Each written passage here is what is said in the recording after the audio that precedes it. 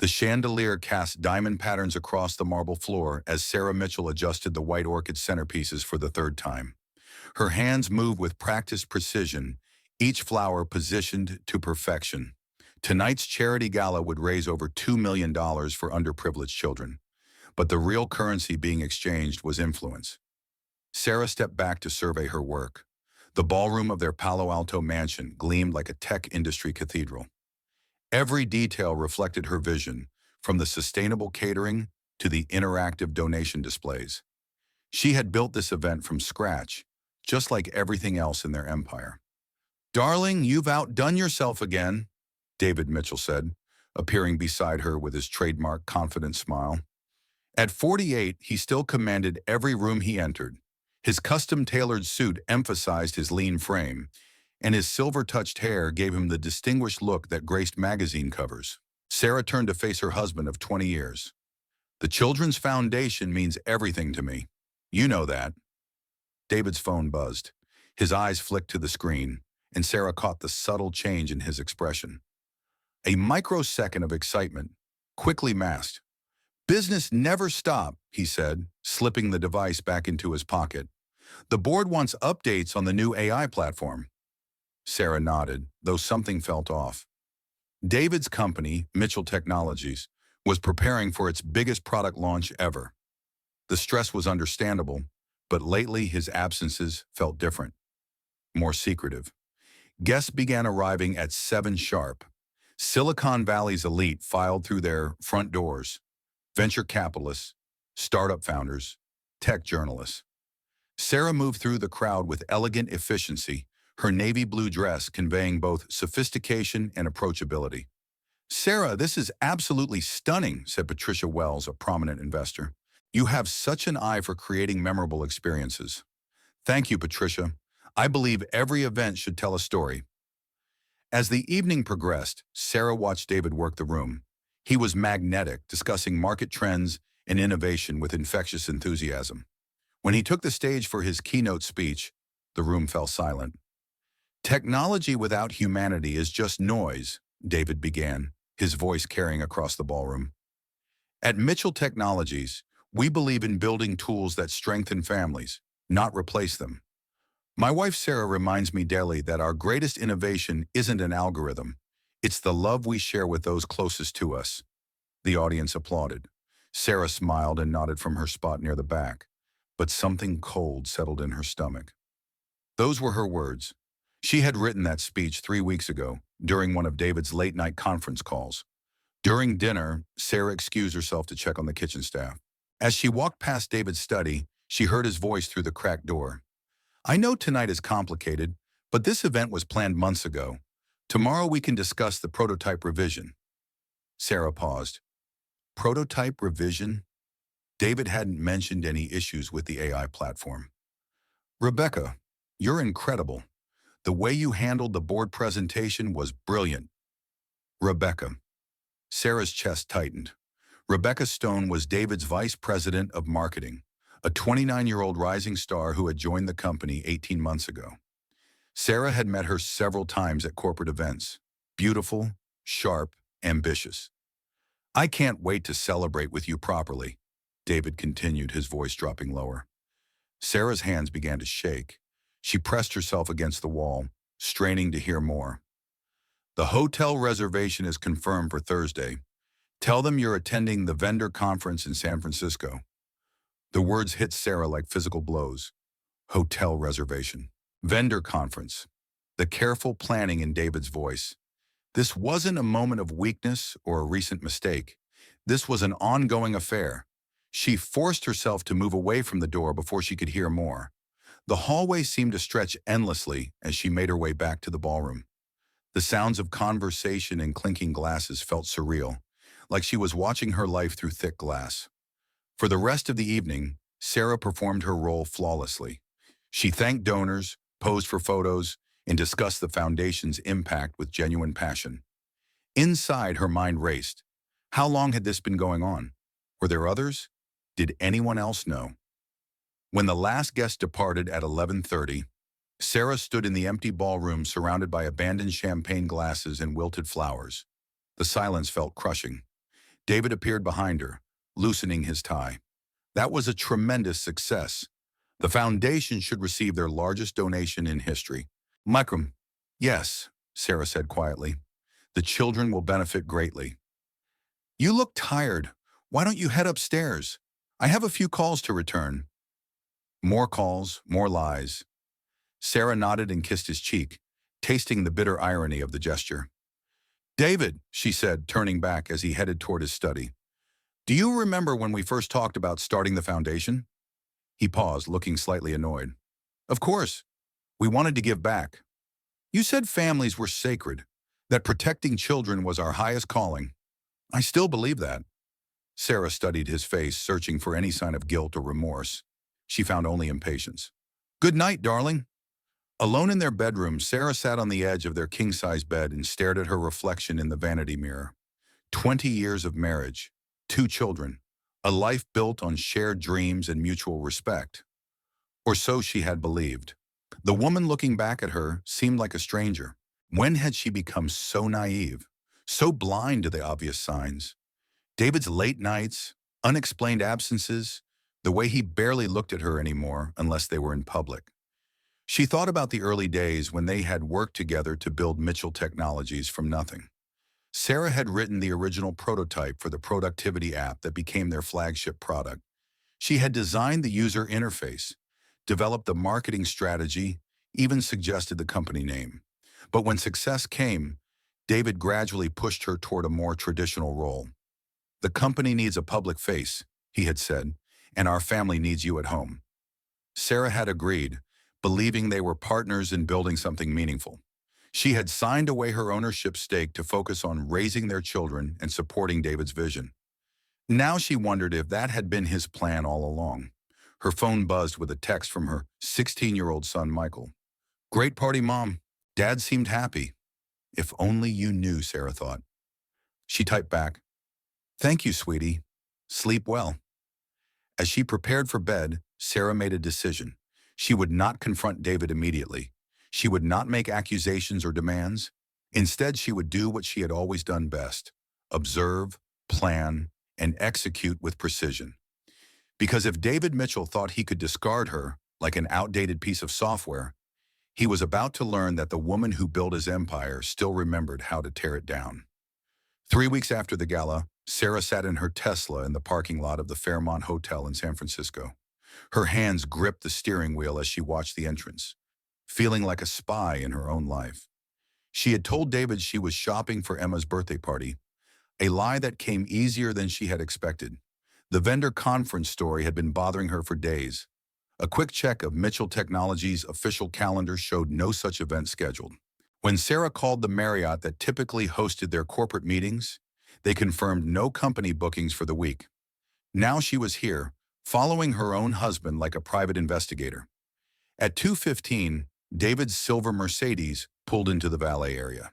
Sarah slumped lower in her seat, her heart hammering. David emerged wearing his casual Friday attire. Dark jeans, white button-down, navy blazer. He looked relaxed, even happy, in a way she hadn't seen at home in months. 5 minutes later, Rebecca Stone arrived in a red BMW convertible.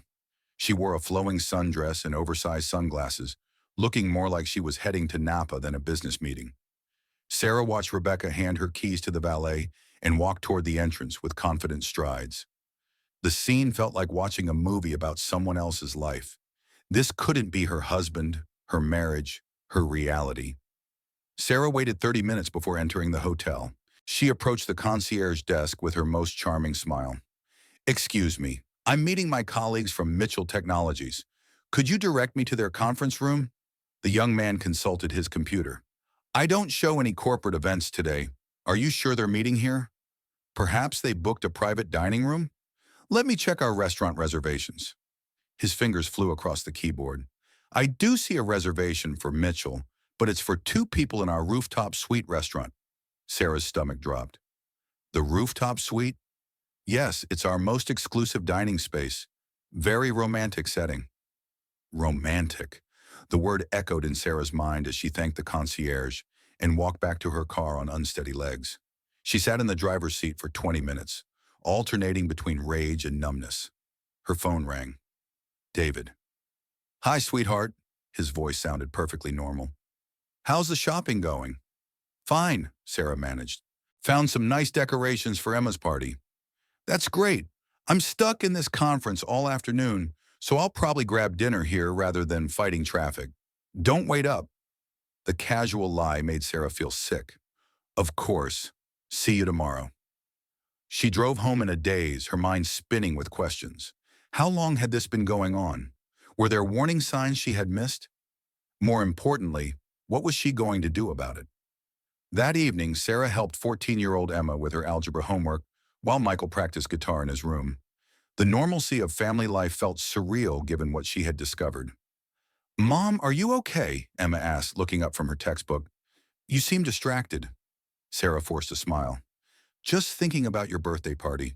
I want it to be perfect. You always make everything perfect. Sometimes I think you care more about these events than anyone else does. The innocent comment hit deeper than Emma could know.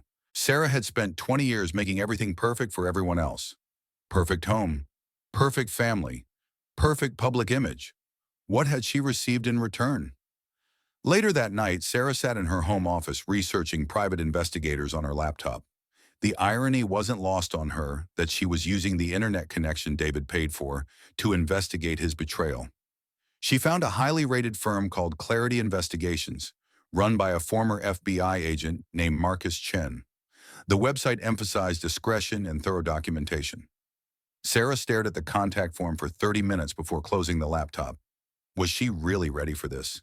Once she hired an investigator, there would be no going back to ignorant bliss. But could she continue living a lie? Her phone buzzed with a text from David. Conference ran late. Staying downtown tonight. Love you. Sarah typed back, love you too. The lie felt like poison in her mouth. The next morning, David returned home with coffee and pastries from Emma's favorite bakery, acting like the devoted husband and father. He kissed Sarah's cheek and asked about her shopping trip with genuine, seeming interest. I found the most beautiful decorations, Sarah said, playing along. Emma's party will be memorable. You have such talent for making people feel special, David said, squeezing her hand. It's one of the things I love most about you. Sarah studied his face, searching for any sign of guilt or deception. He looked sincere, even affectionate. Was she imagining the distance between them? Had the hotel scene been innocent after all? But then David's phone rang, and Sarah saw Rebecca's name on the screen before he quickly declined the call. Work emergency? Sarah asked casually. Nothing that can't wait until Monday? Another lie. Sarah watched David help Michael load his guitar equipment for band practice, laughing at their son's jokes and offering encouragement. He was a good father, engaged and supportive. How could the same man be carrying on an affair with such apparent ease? That afternoon, while David took Emma shopping for school clothes, Sarah made the call to Clarity Investigations. Mrs. Mitchell, Marcus Chen's voice was professional but kind. What can I help you with today?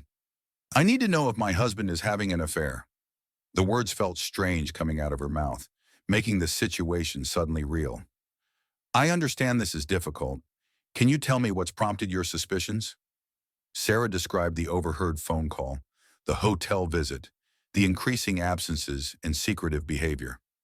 Marcus listened without judgment, occasionally asking clarifying questions. I can have preliminary findings within a week, he said. But I need to warn you, most people who contact me already know the truth. They're seeking confirmation, not answers. That night, Sarah lay awake, staring at the ceiling while David slept peacefully beside her. His breathing was deep and regular, the sleep of someone with a clear conscience. How could he compartmentalize so completely? She thought about their early years together, when they had worked 18-hour days building the company. They had been true partners then, sharing dreams and decisions equally. David had been different, more collaborative, more appreciative of her contributions. Success had changed him gradually. As Mitchell Technologies grew, David began taking more credit and making more unilateral decisions. Sarah's role shifted from co-founder to supportive spouse, but she had accepted it as a natural evolution. Now she wondered if Rebecca represented more than just an affair. Maybe she was David's new business partner, the ambitious young woman who could help him reach the next level of success. Maybe Sarah had simply outlived her usefulness. The thought terrified her more than the betrayal itself, because if David no longer valued her contributions to his empire, what did she have left? She had no independent career, no significant assets in her own name, no identity separate from being Mrs. David Mitchell. For the first time since discovering the affair, Sarah felt something stronger than hurt or anger. She felt determination. If David wanted to play games with her life and her family's future, she would need to start playing games too. But first, she needed to understand exactly what she was up against. The investigation would reveal the scope of David's deception. Then Sarah could decide how to respond. Because one thing was becoming clear: the perfect facade they had built together was about to come crashing down. And this time, Sarah intended to control how the pieces fell. Marcus Chen's preliminary report arrived via encrypted email exactly 1 week later. Sarah read it alone in her home office, her coffee growing cold as the devastating details unfolded across her laptop screen. The affair with Rebecca Stone had been ongoing for 8 months. Marcus had documented 13 hotel meetings, dozens of intimate text messages, and even weekend trips disguised as business travel. But the photos were what made Sarah's hands shake. David and Rebecca holding hands in restaurants, kissing in parking garages, looking at each other with the passionate intensity that used to be reserved for Sarah. The final page contained financial information that made Sarah's blood run cold. Rebecca had been receiving consulting fees through a shell company David had created. $200,000 over 6 months, all traced back to Mitchell Technologies accounts. Sarah closed the laptop and walked to the kitchen window, staring at the garden she had designed herself. Every plant had been chosen for its beauty and resilience.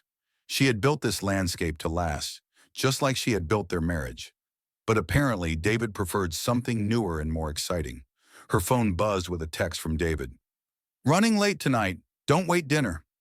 Sarah typed back, "No problem. Love you."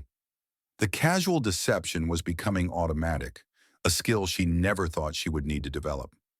That evening, while helping Emma with her college application essays, Sarah found herself studying her daughter's face. Emma had David's determined chin, but Sarah's thoughtful eyes. In 2 years, she would leave for university. Michael would follow 2 years later. Then what would Sarah have left? "Mom, you're staring at me weird," Emma said, looking up from her laptop. "Sorry, just thinking how proud I am of you. Are you getting sentimental because I'm growing up?" Sarah smiled sadly. "Maybe a little." Later that night, Sarah made a decision that would change everything. She opened her laptop and began researching her legal options.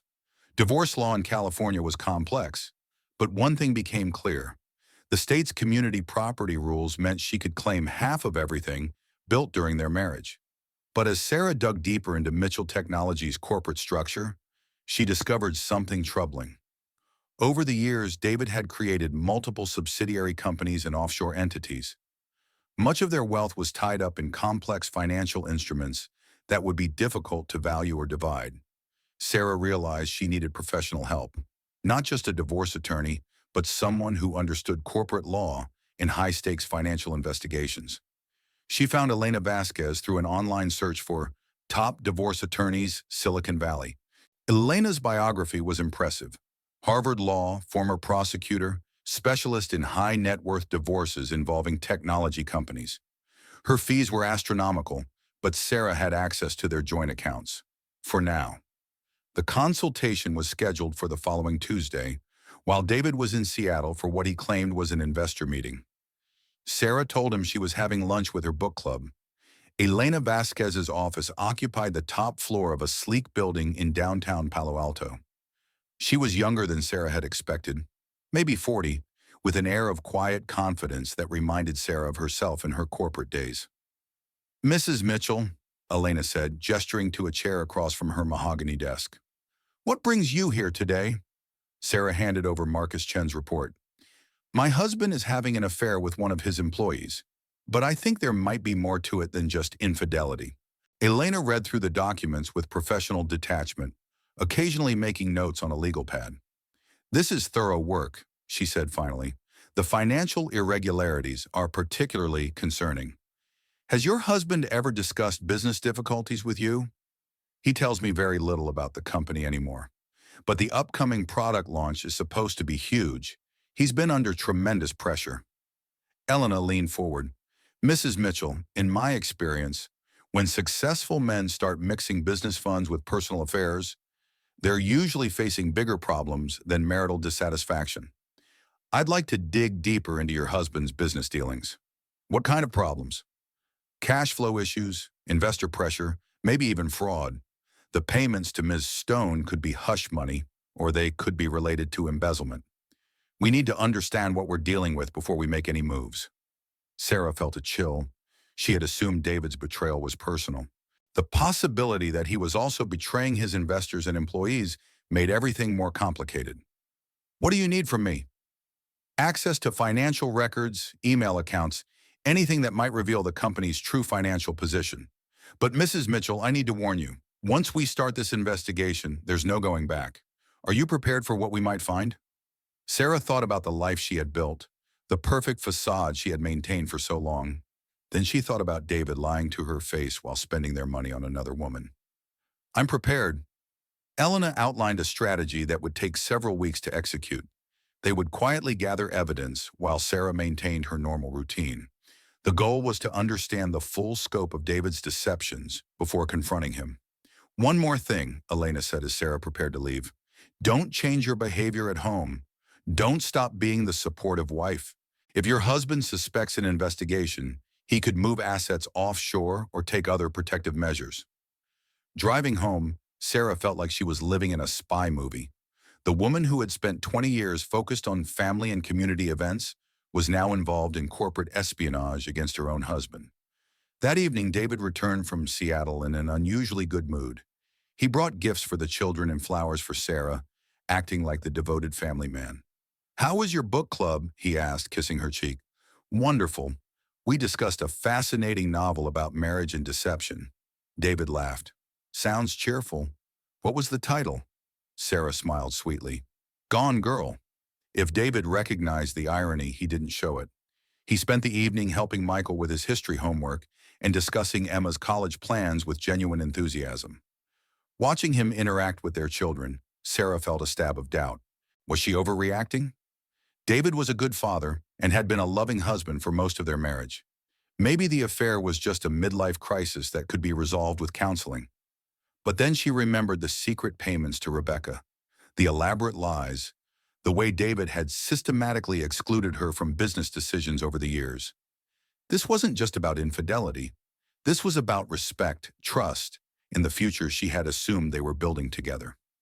Later that night, while David showered, Sarah accessed his laptop using the password she had watched him type hundreds of times. Her hands shook as she copied files to a flash drive, documenting the evidence that would either save her marriage or destroy it. As she worked, Sarah realized she was crossing a line she never thought she would cross. But David had crossed that line first, 8 months ago in a hotel room with Rebecca Stone.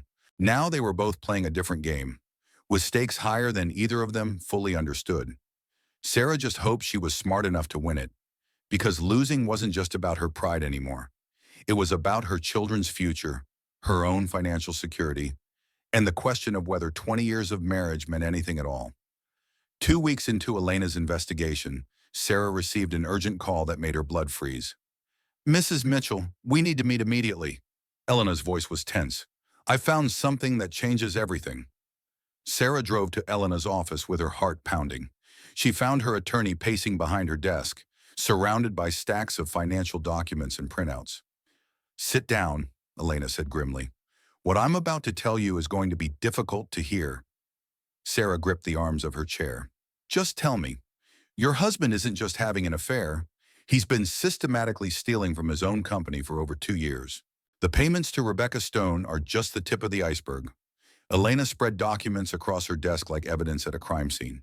Bank statements, wire transfer records, corporate filings. David has been creating fake vendor contracts and funneling money through shell companies. We're talking about $15 million that should belong to Mitchell Technologies shareholders. Sarah stared at the papers, trying to process the magnitude of what Elena was saying. 15 million? That's what we can trace so far. But here's the bigger problem. The money isn't going to personal accounts. It's being used to cover massive losses from David's cryptocurrency investments. Your husband has been gambling with company funds and losing badly. The room seemed to spin around Sarah. How is that possible? The company is about to launch their biggest product ever. That's another lie. The AI platform has been delayed indefinitely because of technical problems. David has been covering up the delays while trying to recover the lost funds through increasingly desperate trades. Elena pulled out another set of documents. Mrs. Mitchell Technologies is essentially bankrupt. The only thing keeping it afloat is the money David has been stealing from new investor rounds. Sarah felt sick. What about our house? Our children's college funds? Your personal assets are still intact for now, but they're all tied to company stock. When this comes out, everything will collapse. The implications hit Sarah like a physical blow. Not only was her marriage a lie, but their entire financial foundation was built on fraud. Her children's futures, her retirement security, everything she had assumed was stable was actually quicksand. There's more, Elena continued. Rebecca Stone isn't just David's mistress. She's his accomplice. The consulting payments were her cut of the embezzlement scheme. She's been helping him manipulate the books. Sarah laughed bitterly. So the woman destroying my marriage is also destroying my family's future? It appears so. But Mrs. Mitchell, this situation also creates an opportunity. How could this possibly be an opportunity? Elena leaned forward. Because you can expose the fraud before it destroys more lives. If you report this to the Securities and Exchange Commission, you could qualify for whistleblower protection and potentially recover some of the stolen funds. You want me to turn in my own husband? I want you to protect yourself and your children. David has already made his choice. He chose Rebecca over you, and he chose criminal activity over his family's security. Sarah stood up and walked to the window, staring down at the busy street below. Normal people living normal lives, unaware that her world was imploding. What happens if I do nothing? Eventually, the fraud will be discovered. David and Rebecca will likely face federal charges. Your family will lose everything, and you'll have no legal protection. And if I report it, you become a cooperating witness instead of a victim. The government helps you recover assets, and you have some control over how this unfolds. Sarah turned back to Elena. How long do I have to decide? Not long. My contacts at the SEC suggest they're already receiving anonymous tips about Mitchell Technologies. Someone else might expose this before you have a chance to protect yourself. Driving home, Sarah felt like she was navigating through a nightmare. The man she had trusted with her life and her children's futures had been living a double lie, unfaithful and criminal. Every assumption about their marriage and their security had been false. That evening, David came home in an unusually agitated mood. He barely ate dinner and spent most of the meal checking his phone. Everything okay? Sarah asked, though she now knew the answer. Just some investor drama. Nothing I can't handle. Maybe you should take a vacation. You've been under so much distress lately. David looked at her sharply. We can't afford distractions right now. The product launch is critical. Sarah nodded sympathetically, all while knowing the product launch was fiction and the stress was coming from his crumbling criminal enterprise. Later that night, while David worked in his study, Sarah sat with Michael and Emma in the family room. They were both absorbed in their devices, teenagers living in their own worlds. Soon those worlds would be shattered by their father's choices. Hey guys, Sarah said quietly. I want you to know how proud I am of both of you. Michael looked up from his guitar tabs. Thanks, Mom. You're being weird tonight, though. Just feeling grateful for our family. Emma glanced over from her laptop. Mom, is everything okay between you and Dad? You both seem stressed lately. Sarah forced a smile. Every marriage has its challenges, sweetie. The important thing is that we love you both very much. Are you getting divorced? Emma asked bluntly. The question hung in the air like a bomb waiting to explode. Sarah realized her children were more perceptive than she had given them credit for. I hope not, Sarah said honestly. But if something like that ever happened, you need to know that it wouldn't be your fault, and both your father and I would still love you completely. Michael and Emma exchanged worried glances. They knew something was wrong, even if they didn't understand what. That night, Sarah lay awake listening to David's steady breathing and wondering how many more nights they would share the same bed. In a few hours, she would need to make the most difficult decision of her life: protect her husband or protect her family. The answer should have been obvious, but 20 years of marriage and shared history made nothing simple. David was the father of her children, her partner in building a life together. Even knowing what she knew, part of her still hoped there was a way to fix this without destroying everything. But as Sarah stared at the ceiling, she realized that David had already destroyed everything. She was just deciding whether to go down with the ship or find a lifeboat for herself and her children. The morning would bring Elena's deadline and the choice that would define the rest of their lives. Sarah closed her eyes and tried to remember what it felt like to trust the man sleeping beside her. Those days seemed like ancient history now, a lifetime ago when her biggest worry was choosing the right flowers for a charity gala. Sarah's hands trembled as she dialed the SEC hotline the next morning. She had driven to a parking lot 3 miles from home, wanting to be completely alone for the call that would change everything. Securities and Exchange Commission, Enforcement Division, a crisp voice answered. I need to report securities fraud at a technology company. Shut to them. One moment, please. The hold music felt surreal, elevator jazz accompanying the destruction of her marriage. After 2 minutes, a new voice came on the line. This is Agent Patricia Williams. I understand you want to report securities fraud? Yes, my name is Sarah Mitchell, and my husband is David Mitchell, CEO of Mitchell Technologies. He's been embezzling investor funds for over 2 years. Sarah spent 30 minutes outlining everything Elena had discovered. The fake vendor contracts, the cryptocurrency losses, Rebecca's involvement, the delayed product launch. Agent Williams asked detailed questions, taking notes that would eventually become the foundation of a federal investigation. Mrs. Mitchell, this is serious information. Are you prepared to provide documentary evidence and testify if necessary? Sarah closed her eyes. Yes. We'll need to meet in person within 48 hours. Don't discuss this conversation with anyone, including your husband. Do you understand? I understand. One more thing. You should consider hiring a criminal defense attorney in addition to your divorce lawyer. Spousal privilege doesn't protect you if you had knowledge of ongoing crimes.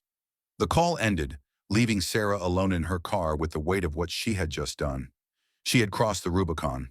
There was no path back to ignorance or denial now. Driving home, Sarah noticed details she had overlooked for months. The for sale sign in the Hendersons' yard, the new Tesla in the Johnsons' driveway, the landscaping crew working on the Chen's garden. Normal life continuing while hers imploded. David was in his study when she returned, speaking in hushed tones on his phone. Through the cracked door, Sarah could hear fragments of conversation. The audit is scheduled for next week. We need to clean up the books before then. Sarah's stomach clenched. David was still trying to cover up the fraud, even as federal investigators prepared to close in. That afternoon, while David attended what he claimed was a board meeting, Sarah met with Elena to plan their next moves. You did the right thing, Elena assured her, but now we need to prepare for the chaos that's coming. How long before the investigation becomes public? Days, not weeks. Federal agencies move quickly once they decide to act. David will likely be arrested within the week. Sarah felt dizzy. The abstract concept of federal investigation was becoming terrifyingly real. What about Rebecca? She'll be arrested too. The consulting payments were clearly criminal conspiracy. And what happens to me? Elena pulled out a legal pad covered with notes. That depends on how cooperative you are with investigators. If you help them build their case, you'll likely avoid charges, but your assets will be frozen pending the investigation. Everything? Bank accounts, investment portfolios, possibly even the house if it was purchased with fraudulent funds. Sarah realized she was about to lose not just her marriage, but potentially her home and financial security. 20 years of building a life together, wiped out by David's choices. Elena, I need to tell my children before this becomes public. They can't learn about their father's arrest from news reports. That's wise, but be careful what you say. Anything you tell them could potentially be used in court. That evening, Sarah cooked David's favorite dinner, salmon with asparagus and wild rice. She wanted one last normal family meal before their world exploded. David seemed distracted throughout dinner, checking his phone constantly and barely participating in conversation about Emma's college applications and Michael's upcoming guitar recital. Dad, are you even listening? Emma asked, frustrated. Sorry, sweetheart. Work has been intense lately. When will it calm down? Michael asked. David looked at his son with an expression Sarah couldn't decipher. Sadness, guilt, fear. Soon, David said quietly. Very soon. After dinner, Sarah suggested they watch a movie together as a family, something they hadn't done in months. They settled on a comedy that had everyone laughing, creating the illusion of normalcy Sarah desperately wanted to preserve. But as she watched David joke with their children, Sarah felt a profound sadness. Whatever his crimes, he genuinely loved Michael and Emma. His arrest would devastate them almost as much as it would devastate him. Late that night, after the children had gone to bed, Sarah found David standing in his study staring at his computer screen. The blue light illuminated his face, showing exhaustion and something that looked like defeat. David, Sarah said softly.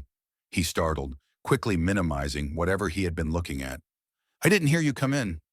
You looked upset. Is everything okay? For a moment, David's carefully constructed facade cracked. Sarah saw vulnerability in his eyes that reminded her of the man she had fallen in love with 23 years ago. Sarah, if something happened to me, would you take care of the kids? The question sent ice through Sarah's veins. What do you mean if something happened? Hypothetically, if I had to go away for a while, would you make sure Michael and Emma were okay? Sarah stepped closer. David, you're scaring me. What's going on? He looked at her for a long moment, and Sarah wondered if he was about to confess everything. Instead, he shook his head and turned back to his computer. Nothing, just work stress. Forget I said anything. But Sarah couldn't forget. David's question felt like a goodbye, as if he knew his arrest was imminent. The next morning, Sarah woke up alone. David's side of the bed was cold and his car was gone from the garage. A note on the kitchen counter said he had left early for a breakfast meeting. Sarah checked the news websites obsessively, looking for any mention of Mitchell Technologies or federal investigations. Nothing yet, but she knew it was only a matter of time. Her phone rang at 10:15. Elena's voice was urgent. Sarah, where's David right now? I don't know. He left early for a meeting. Why? Federal agents just raided Mitchell Technologies' headquarters. They're executing search warrants for financial records. Sarah's legs gave out, and she sank into a kitchen chair. It's happening. Yes, and Sarah. They're also looking for David and Rebecca. If he contacts you, don't lie to protect him. Obstruction of justice charges won't help your family.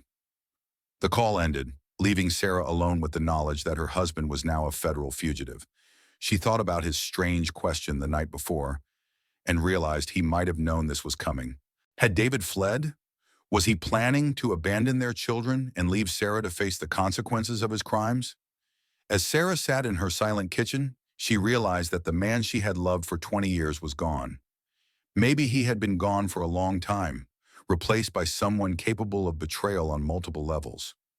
Now she had to figure out how to protect her children from the fallout of their father's choices, starting with the conversation she had been dreading, explaining why Daddy might not be coming home tonight.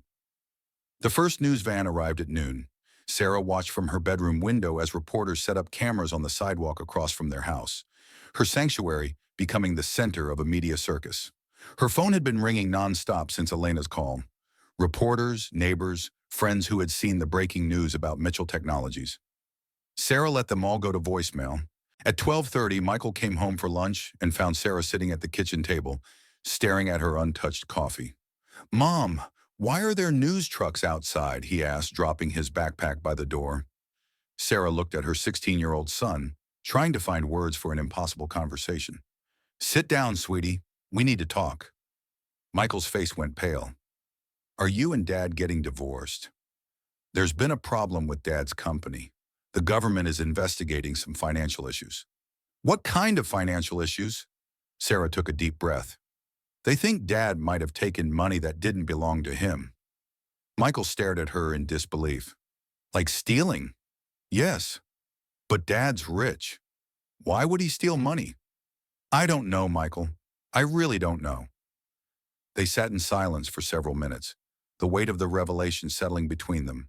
Finally, Michael asked the question Sarah had been dreading. Where is Dad now? I don't know that either. In them. When Emma came home from school an hour later, Sarah had to repeat the devastating conversation. Emma's reaction was anger. "This is insane," she said, pacing around the kitchen.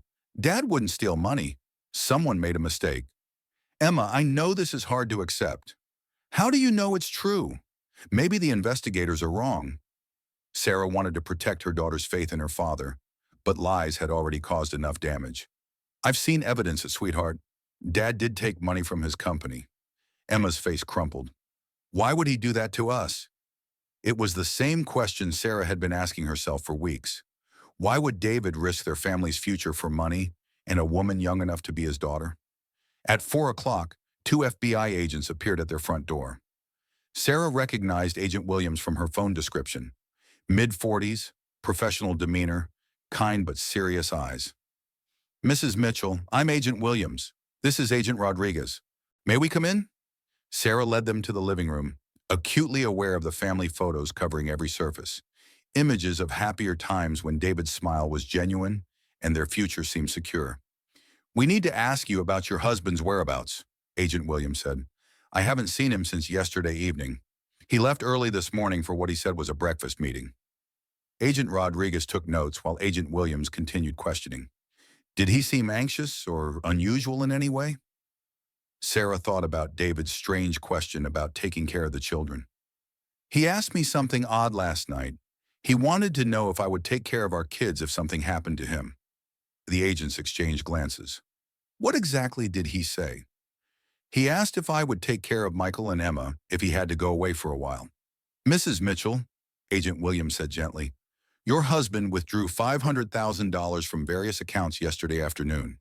His credit cards show purchases of airline tickets and hotel reservations." Sarah felt the blood drain from her face. "He's running." "It appears so. We've issued a federal warrant for his arrest, and Rebecca Stone is already in custody." The news that Rebecca had been arrested gave Sarah a twisted sense of satisfaction. At least one of the people who had destroyed her family was facing consequences. "What happens now?" Sarah asked. "We'll continue searching for your husband. In the meantime, we need to freeze your family's assets pending the investigation." "All of them?" Agent Rodriguez looked up from his notepad. "Bank accounts, investment portfolios, and potentially this house if it was purchased with fraudulent funds." Sarah realized her worst fears were coming true.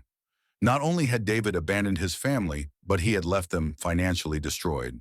"How am I supposed to support my children?" "The court will likely release funds for basic living expenses once you file the appropriate paperwork," Agent Williams explained. "Your cooperation with our investigation will help expedite that process." After the agents left, Sarah called Elena to discuss their legal options. The news was uniformly bad. David's flight made him look guilty and complicated any potential plea negotiations. Sarah's status as an abandoned spouse helped her legally, but didn't solve her immediate financial problems. That evening, Sarah ordered pizza for dinner because their credit cards had been frozen and she only had $43 in cash. The simple act of counting crumpled bills felt like a preview of their new reality. "Mom, what are we going to do?" Emma asked, picking at her slice. "We're going to figure it out," Sarah said with more confidence than she felt. "I'm going to get a job, and we'll downsize our expenses. Certainly." "What about college?" Emma's voice was small. Sarah's heart broke. Emma had been accepted to Stanford with partial scholarship, but they still needed $50,000 for her first year. Michael was equally talented academically and would face the same challenges in 2 years. "We'll find a way," Sarah promised, though she had no idea how. That night, alone in the house where she had raised her children and built what she thought was a solid marriage, Sarah finally allowed herself to cry. She sobbed for the husband she had lost, the security that had vanished, and the future that had been stolen from her children. But as her tears dried, Sarah felt something unexpected. Relief. For weeks, she had been living with the weight of David's deceptions. Now the truth was public, and she could stop pretending. She also felt anger, clean and pure and energizing. David had not only betrayed her trust, but he had abandoned their children when they needed him most. He had run away like a coward, leaving Sarah to clean up the wreckage of his choices. If David thought she would collapse under the pressure, he was wrong. Sarah had built one empire alongside him. Now she would build another one without him, focused on protecting and providing for Michael and Emma. The next morning, Sarah woke up with a plan. She would sell everything they owned that wasn't frozen by the government. She would find work using the skills that had made Mitchell Technology successful. And she would make sure her children understood that their father's crimes didn't define their worth or their potential. David Mitchell had underestimated his wife for years, treating her like a decorative accessory to his success. Now he was about to learn what Sarah Mitchell was truly capable of when fighting for her family's survival. The war wasn't over. It was just beginning. 3 days after David's disappearance, Sarah sat in the unemployment office filling out job applications for the first time in 20 years. The fluorescent lights and institutional green walls felt surreal after the glass towers and marble lobbies of her former life. She had liquidated everything she could legally sell: jewelry, art, her Tesla. The cash would cover basic expenses for 3 months, maybe 4 if she was careful. But Sarah needed income, not just emergency funds. The job market was brutal for a 45-year-old woman whose recent work experience consisted of charity events and school fundraisers. Despite her MBA and early career success, most employers saw a gap-filled resume and made assumptions. "So you've been out of the workforce for 15 years?" the interviewer at a marketing firm said, barely glancing at Sarah's application. "I was building and managing a foundation that raised over $10 million for children's education," Sarah replied. "I also helped develop the initial product strategy for Mitchell Technologies."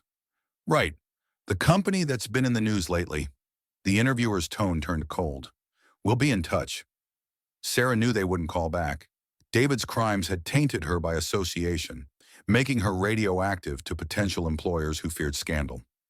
After a week of similar rejections, Sarah realized she needed a different approach. She couldn't run from her connection to Mitchell Technologies. She needed to leverage it. That's when she remembered Rebecca's consulting company. During Elena's investigation, they had discovered that Rebecca operated a legitimate marketing consulting firm alongside her criminal activities. If Sarah could prove Rebecca had been stealing clients while working for David, she might be able to recover some assets. Sarah spent 2 days researching Rebecca's business, using public records and LinkedIn profiles to map her client base. What she found was infuriating. Rebecca had been systematically poaching Mitchell Technologies' smaller clients, convincing them to pay her consulting firm for services they should have received from David's company. "This is actionable," Elena confirmed when Sarah presented her findings. "Rebecca violated her employment contract and potentially committed additional fraud. Can we get the money back?"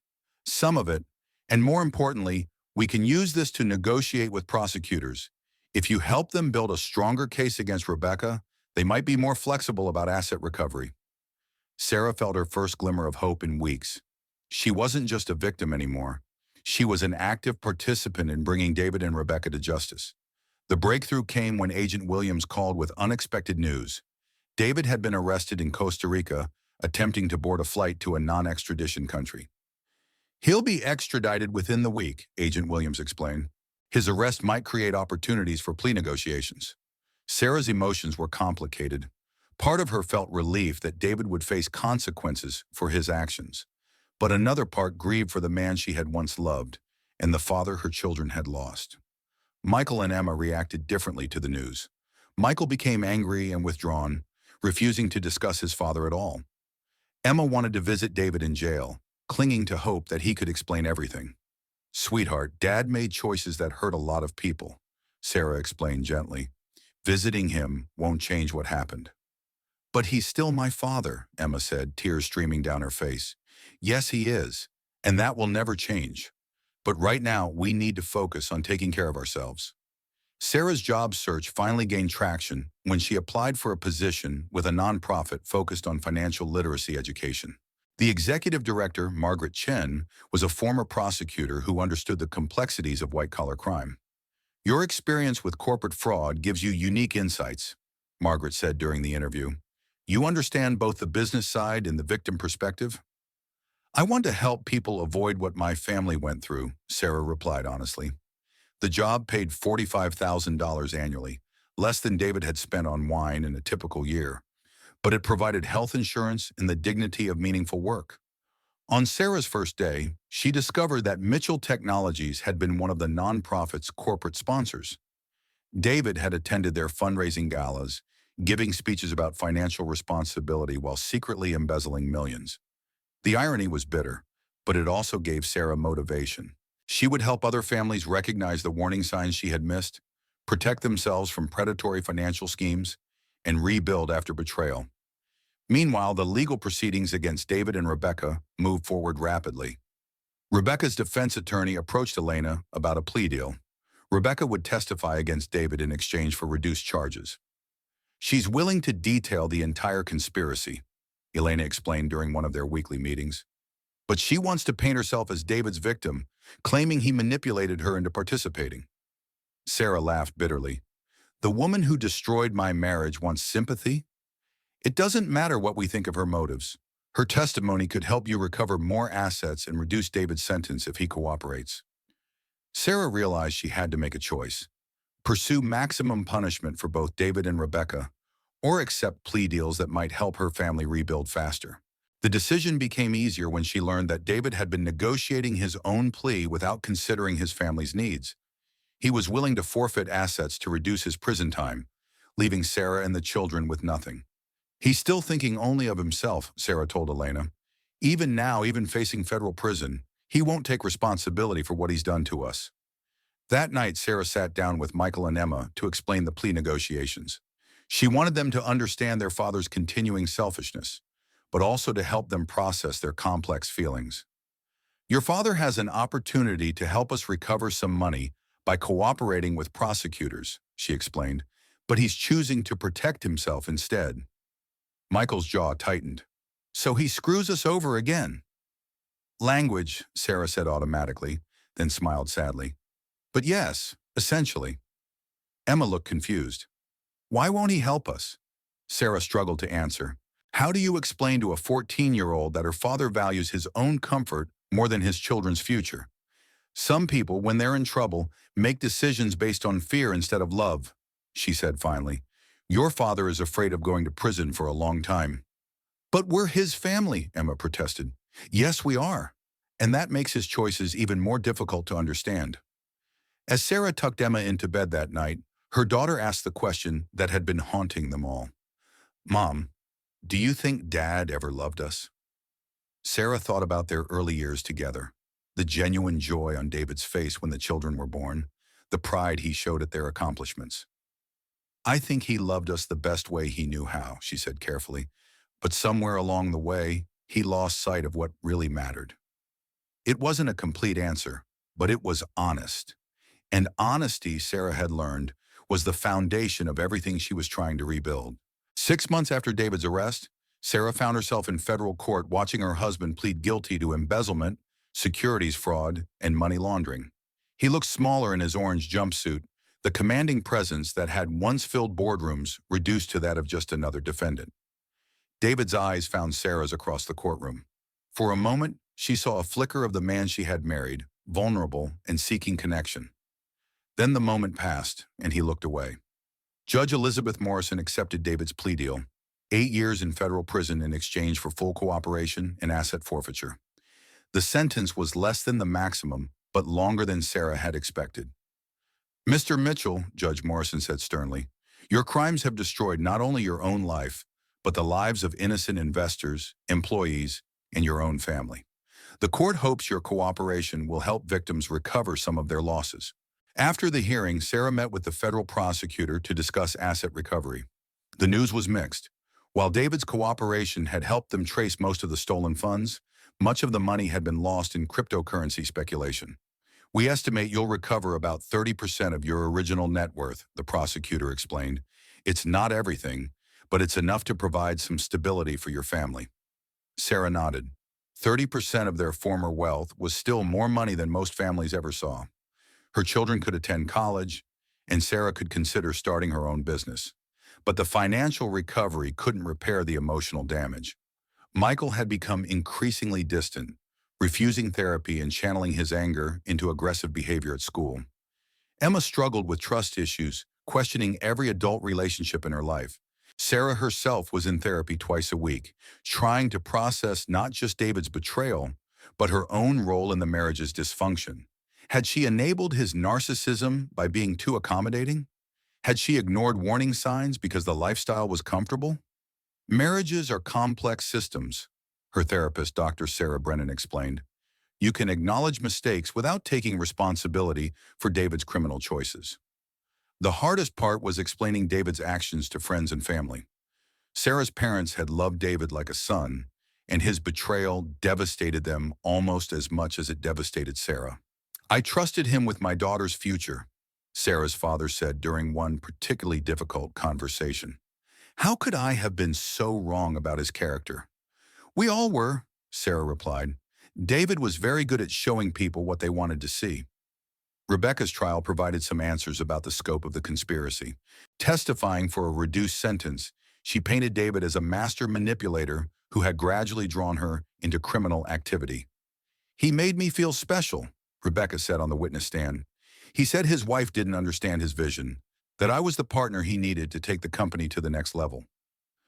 Sarah watched Rebecca's testimony from the gallery, studying the woman who had helped destroy her family. Rebecca was clearly intelligent and ambitious, but also naive about David's true nature. During a break in proceedings, Rebecca's attorney approached Sarah. My client wants to apologize, he said. She knows her actions hurt your family. Sarah considered the offer. Part of her wanted to tell Rebecca exactly what she thought of her apology, but Sarah was trying to model emotional maturity for her children. Tell her I accept her apology, Sarah said finally, but also tell her that understanding consequences is part of growing up. The media attention around the trial was intense but eventually died down. Sarah learned to ignore the tabloid headlines and gossip blogs that reduced her family's tragedy to entertainment. What mattered more was the gradual healing happening at home. Michael's anger was slowly giving way to sadness, which felt like progress. Emma was making new friends and rediscovering interests beyond her father's approval. Sarah's work at the financial literacy nonprofit was fulfilling in ways she hadn't expected. She spoke at conferences about recognizing fraud, helped families navigate bankruptcy, and developed educational programs for young adults. You have a gift for this, Margaret Chen told her during Sarah's 6-month review. Have you considered going back to school for counseling or social work? The suggestion planted a seed in Sarah's mind. For the first time since David's arrest, she began thinking about her own future instead of just surviving the present. One evening in late spring, almost a year after the investigation began, Sarah sat in her garden watching Emma practice violin and Michael work on his motorcycle. They had sold the mansion and moved to a smaller house in a less exclusive neighborhood, but the garden was still beautiful. Her phone buzzed with a text from Elena. David wants to see you. He's asking for a visit. Sarah stared at the message for a long time. She hadn't spoken to David since his arrest, though he had written several letters that she had returned unopened. What could he possibly want to say now? Apologize? Explain? Try to justify his actions? Emma noticed her mother's expression. Mom, you okay? Your father wants to see me. Emma set down her violin. Are you going to visit him? I don't know. What do you think? I think, Emma said carefully, that you should do whatever helps you feel better. You've spent enough time worrying about what other people need. The wisdom from her 14-year-old daughter brought tears to Sarah's eyes. Emma was right. For 20 years, Sarah had shaped her decisions around David's needs and opinions. Now she could choose based on her own healing. I don't think I'm ready to see him yet, Sarah said. That's okay too, Emma replied, picking up her violin again. As music filled the garden, Sarah realized she had finally found something David's crimes couldn't take away. The knowledge that she was stronger than she had ever imagined, capable of rebuilding not just financially, but emotionally. The empire David had built was gone, but Sarah was constructing something more valuable, a life based on truth, resilience, and genuine love for her children. 2 years after David's sentencing, Sarah stood in the conference room of her own consulting firm, presenting a financial recovery plan to a family whose small business had been destroyed by embezzlement.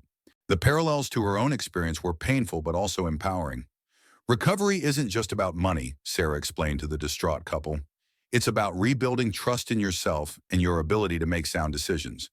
Her company, Phoenix Financial Recovery, specialized in helping fraud victims navigate the legal and emotional aftermath of financial betrayal.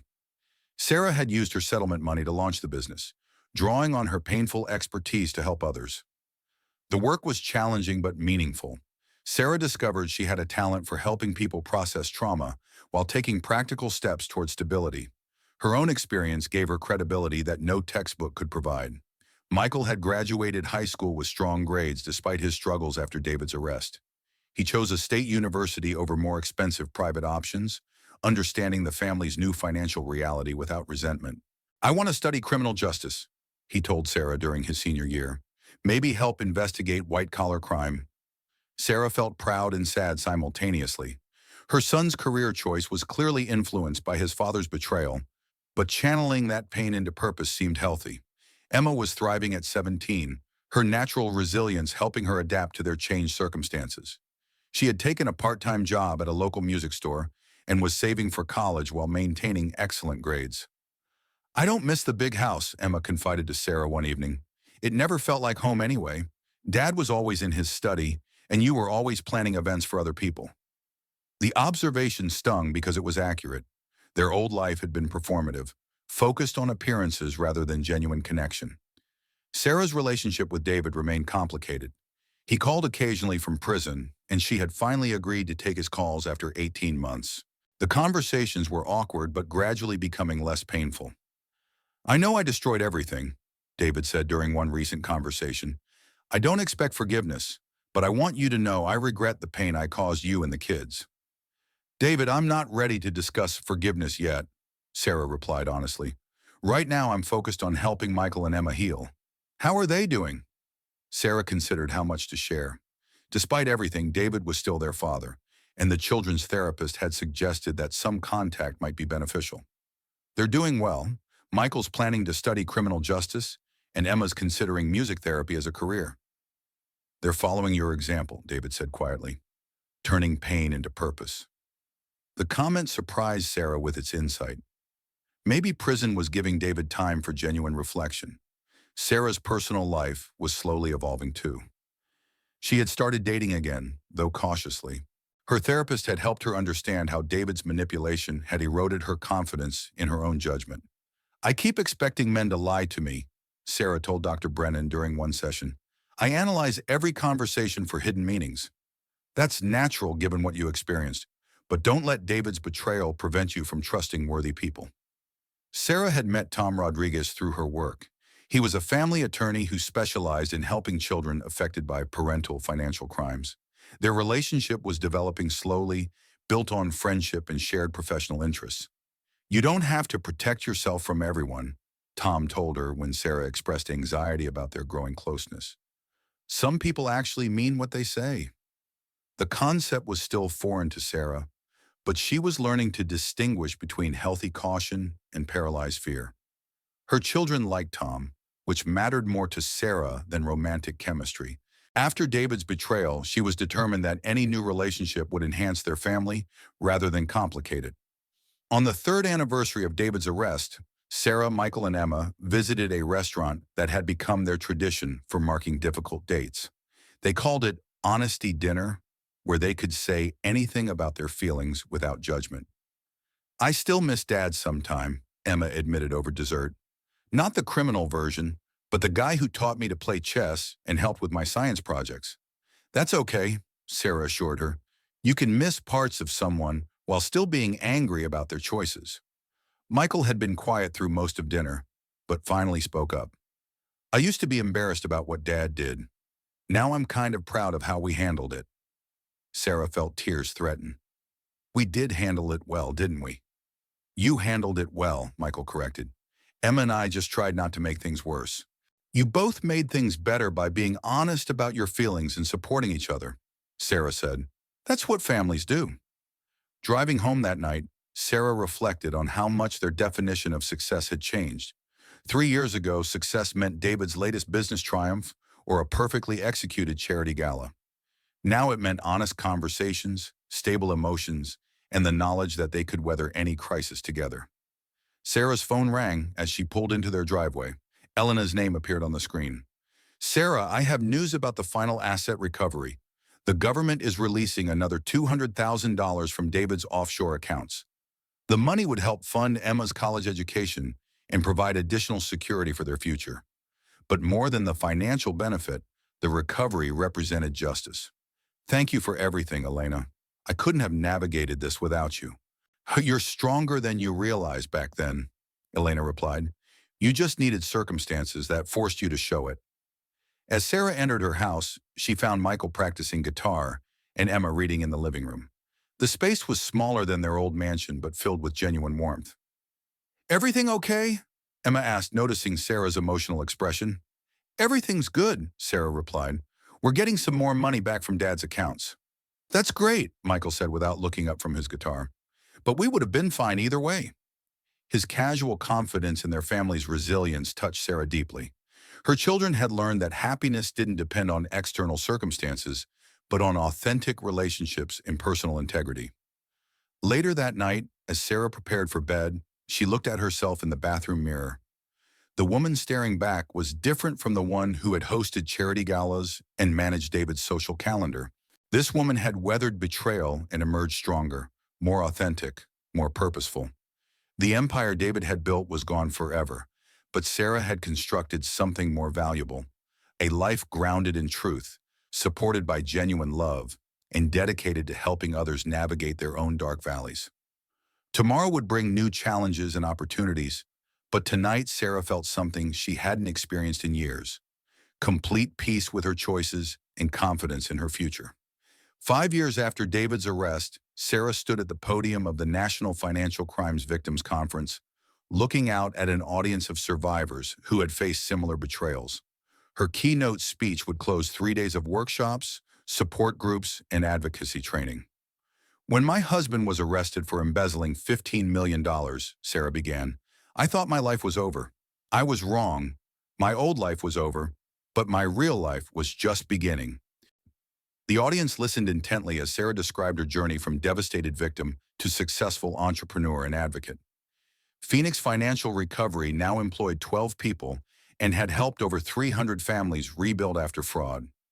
Recovery isn't about returning to who you were before, Sarah continued. It's about discovering who you're capable of becoming when you stop living someone else's definition of success. After her speech, Sarah was approached by a young woman whose father had embezzled from his construction company. I feel so ashamed, the woman said, tears in her eyes. Everyone in our town knows what he did. Sarah remembered feeling that same toxic shame, the belief that David's crimes somehow reflected on her character. Shame belongs to the person who committed the crime, Sarah said gently. Your job is to build a life you can be proud of, regardless of what your father chose. Auna, the conference ended with a reception where survivors shared stories and strategies. Sarah was gratified to see genuine friendships forming between people who understood each other's trauma in ways their original support networks couldn't. Flying home to California, Sarah reflected on how much her life had changed. Michael was finishing his junior year studying criminology and already interning with the FBI's white-collar crime unit. Emma was double majoring in music therapy and psychology, planning to help children process trauma through creative expression. Both kids had visited David in prison several times over the past year. The conversations were difficult, but seemed to be helping them process their complex feelings about their father. He's different now, Emma had reported after their most recent visit. More honest about what he did and why. He seems genuinely sorry. Sarah was glad her children were finding a way to maintain some relationship with David, though she still struggled with forgiveness. Dr. Brennan had helped her understand that forgiveness was a process, not a destination. Tom Rodriguez had become a permanent part of their family, though he and Sarah had chosen to live together rather than remarry.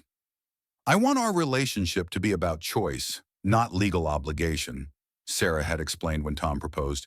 We've both seen how marriage contracts can complicate things. Tom understood Sarah's hesitation about remarriage and was content with their committed partnership. He had become a mentor to Michael and Emma, offering the steady male presence they needed without trying to replace their father. Sarah's relationship with David remained cordial but distant. They spoke monthly about the children's activities and milestones, but avoided deeper emotional topics. Sarah was grateful for David's cooperation in parenting decisions, but trust would never be fully restored. Some wounds heal, she had told a support group. Others just stop bleeding. Both outcomes are acceptable. The legal aftermath of David's crimes was finally concluding. Rebecca had served 18 months in federal prison, and was now working as a paralegal, barred from financial services forever. She had sent Sarah a letter of apology that was more mature and thoughtful than anything she had said during the trial. "I know my apology can't undo the damage," Rebecca had written, "but I want you to know that watching your family's grace under pressure taught me what real strength looks like." Sarah had kept the letter without responding. Some gestures deserved acknowledgement without requiring reciprocation. Phoenix Financial Recovery was expanding into other states, training therapists and attorneys to work with fraud victims. Sarah had been invited to testify before Congress about improving support systems for white-collar crime survivors. "Traditional victim services focus on violent crime," she had told the Senate subcommittee, "but financial betrayal can be equally devastating, especially when it comes from trusted family members or business partners." The work was becoming Sarah's legacy, more meaningful than any charity gala she had organized during her marriage to David. On a quiet Sunday evening in late spring, Sarah sat in her garden reading while Michael practiced guitar on the porch, and Emma painted at an easel nearby. Tom was grilling dinner, and the scene felt perfectly ordinary in the best possible way. Sarah's phone buzzed with a text from an unknown number. "This is David. I'm being released next month. Can we talk?" Sarah stared at the message, her heart rate quickening. David had served 6 years of his 8-year sentence, earning early release for good behavior and continued cooperation with federal investigators. "Everything okay?" Tom asked, noticing Sarah's expression. "David's getting out of prison next month." Michael and Emma both looked up from their activities. They had known this day was coming, but hadn't discussed how they felt about their father's return to civilian life. "What does that mean for us?" Emma asked. "Nothing changes unless we want it to," Sarah replied. "Your father will need to rebuild his own life. We don't owe him anything beyond basic courtesy." Michael set down his guitar. "I'd like to see him when he gets out.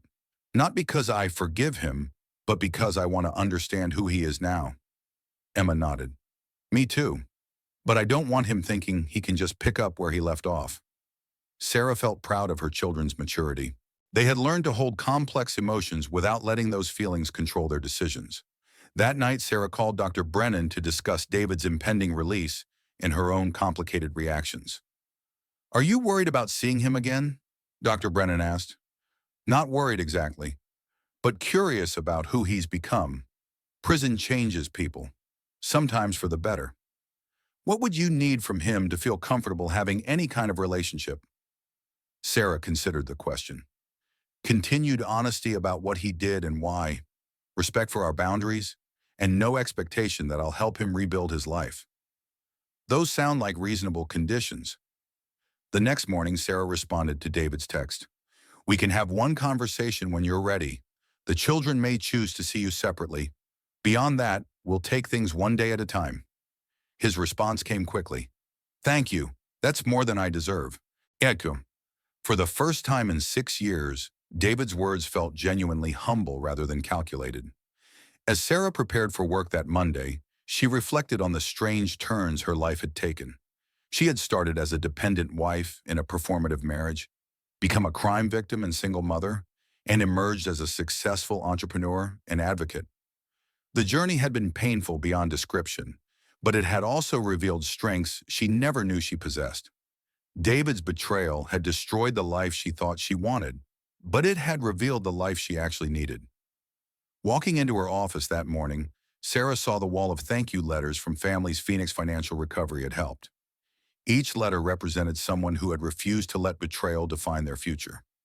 Sarah's assistant handed her a schedule packed with client meetings, speaking engagements, and media interviews. The calendar reflected a life of purpose and impact, built on authentic relationships rather than social performance. The empire David had constructed with stolen money was gone forever, but the empire Sarah had built from its ruins was stronger, more meaningful, and entirely her own. As she reviewed her notes for the day's first client meeting, Sarah smiled. The woman she was about to counsel had discovered her business partner's embezzlement just weeks ago. She was devastated, confused, and convinced her life was over. Sarah knew better. The woman's old life was ending, but her real life was about to begin, and Sarah would be there to help her discover just how strong she could become when she stopped living in someone else's shadow and started building her own foundation. The silent empire Sarah had constructed wasn't built on money or status. It was built on truth, resilience, and the knowledge that authentic power comes from helping others find their own strength. And unlike the empire David had built on lies, this one would last forever. Sarah Mitchell's story proves that sometimes our greatest devastation becomes our greatest transformation. She lost a fortune, but gained something invaluable: the knowledge that she could survive anything and help others do the same. The empire David built crumbled in months. The empire Sarah built from its ashes has been growing stronger for years, touching hundreds of lives and creating real, lasting change. What struck me most about Sarah's journey wasn't just her resilience, but her refusal to let betrayal make her bitter.